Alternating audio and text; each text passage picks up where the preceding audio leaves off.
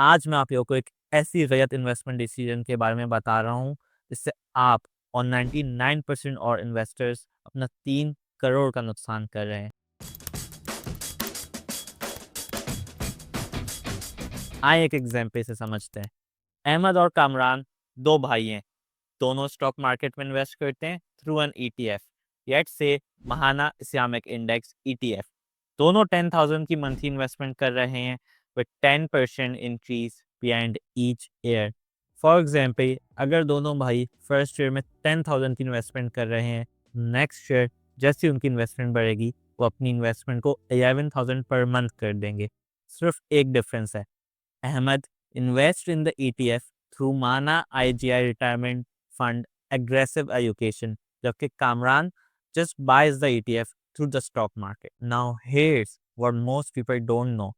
Under Pakistan Income Tax Ordinance 2001, all mutual funds, including ETFs, must distribute 90% of their realized income as dividends.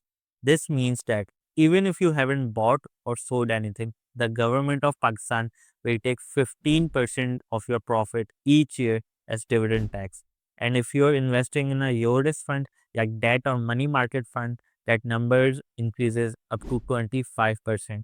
ज़्यादती है कि नहीं? But in retirement fund there is no such requirement. वो अपना 100% of their profit reinvest कर सकते हैं without paying any sort of dividend tax, मतलब pure tax free compound growth. अब देखते हैं दोनों भाइयों की इन्वेस्टमेंट्स ने कैसा परफॉर्म किया। Remember, they both invested in the same stocks just through different funds. 5 साल बाद अहमद को 69,000 रुपीज़ का एडवांटेज हो जाता है कामरान के ऊपर। 15 साल बाद अहमद को 26 लाख का एडवांटेज हो जाता है कामरान के ऊपर, जो इतनी कोई खातिर ख्वाह अमाउंट नहीं है।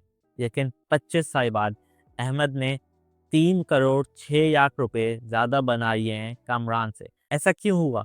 दोनों ने इन टोटल 1 करोड़ 18 लाख की इन्वेस्टमेंट की ओवर 25 ईयर्स, लेकिन Ahmed ended up with 9.62 crore, भाई Kamran just had 6.56 crore. IMS की वजह समझाता हूँ। हर साल कामरान के ईटीएफ को जो डिविडेंड्स पे आउट करने पड़ते हैं, 15% टैक्स के बाद जो नेट अमाउंट बचा वो कामरान री इन्वेस्ट कर देता है। अहमद का रिटायरमेंट फंड वो 100% डिविडेंड्स को मार्केट में वापस री इन्वेस्ट कर देता है बिना किसी टैक्स ब्रेक के।